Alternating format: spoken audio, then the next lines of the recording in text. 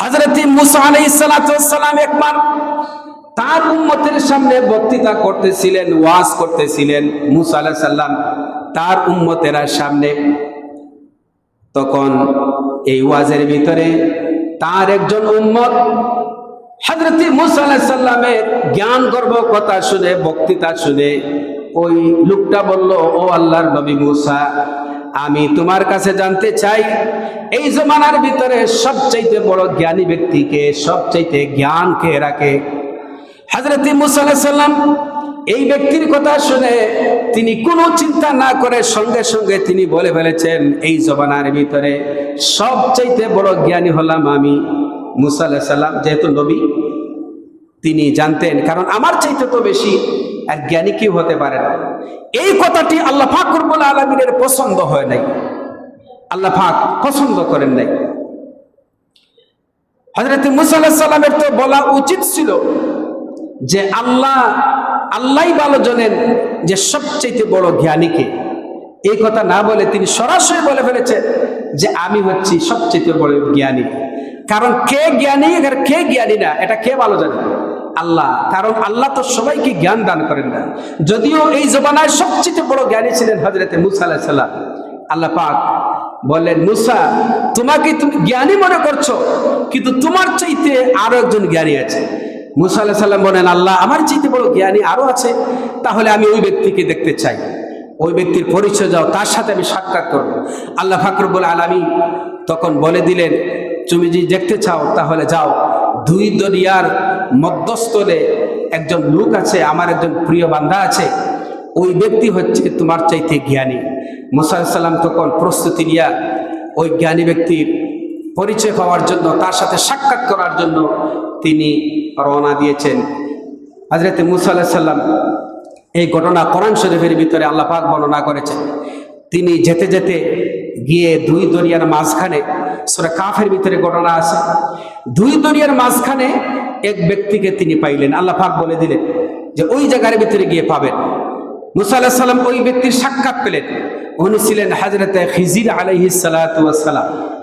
খিজির আলাইহিস সালামের সাথে পরিচয় হলো যে আমি আপনার সাথে সাক্ষাৎ করার জন্য এসেছি। আল্লাহ পাক আজই খিজিরকে জানিয়ে দিয়েছেন যে তোমার সাথে সাক্ষাৎ করার জন্য আবার ওই মুসা আসতেছেন।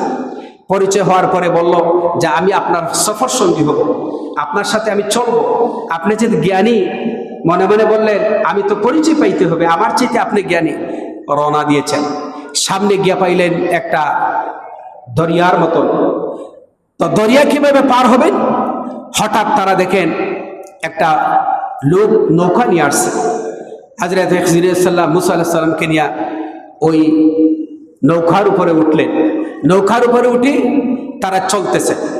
হঠাৎ করে দেখেন হযরত খিজির আলাইহিস সালাম দেখেন তারা নৌকার একটা মাথায় তারা বসে আছে। হঠাৎ করে দেখেন নৌকার অপর প্রান্তে ছোট্ট একটি চড়ুই পাখি বসে সাগর থেকে তার ঠোঁট দিয়া পানি সে নিচ্ছে।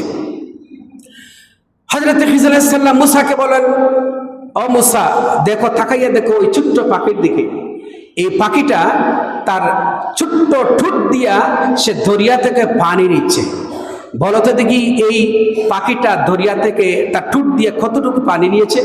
মুসা আলাইহিস সালাম বললেন, এই ছোট্ট পাখি দরিয়া থেকে পানি নিয়েছে ঠোঁট দিয়ে, আর কতটুকু পানি নিবে? দরিয়া থেকে ছোট্ট চড়ুই পাখি যদি পানি নেয় তাহলে কতটুকু পানি নেবে আপনারা বলেন?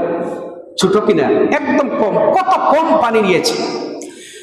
হযরত খিজির আলাইহিস সালাম বলেন, মুসা শোনো, এই ছোট্ট চড়ুই পাখি তার ছোট্ট ঠোঁট দিয়া দরিয়ার ভিতর দিকে যে পানিটুকু নিয়েছে, ও মুসা শোনো, আদম আলাইহিস সালাম থেকে আজ পর্যন্ত কিয়ামত পর্যন্ত যত মানুষ আসবে, যত জ্ঞানী গুণী যারা আসবে, সবার জ্ঞান যদি এক জায়গায় করা হয় তাহলে ওই ছোট্ট চড়ুই পাখি তার ছোট্ট ঠোঁট দিয়া দরিয়া থেকে যতটুকু পানি তুলেছে, দুনিয়ার সমস্ত মানুষের জ্ঞান যদি এক জায়গায় করা হয় তাহলে আল্লাহ পাক রব্বুল আলামিনের অসীম অনন্ত জ্ঞান থেকে আল্লাহ পাকের যে জ্ঞান রয়েছে, পাখি তার ঠোঁট দিয়ে পানি নিয়েছে, কতটুকু পানি নিয়েছে?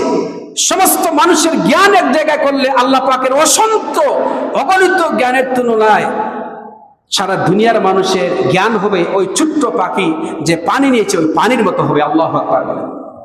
মানুষের জ্ঞান আল্লাহ পাক বলেছেন ওয়া মা উতিতুম মিনাল ইলমি ইল্লা কলিলা, আমি মানুষদেরকে বড় কম জ্ঞান দিয়েছি। সামান্য সামান্য দিলেও তো কিছু থাকতো, আল্লাহ পাক বলেছেন সামান্যতম জ্ঞান দিয়েছি।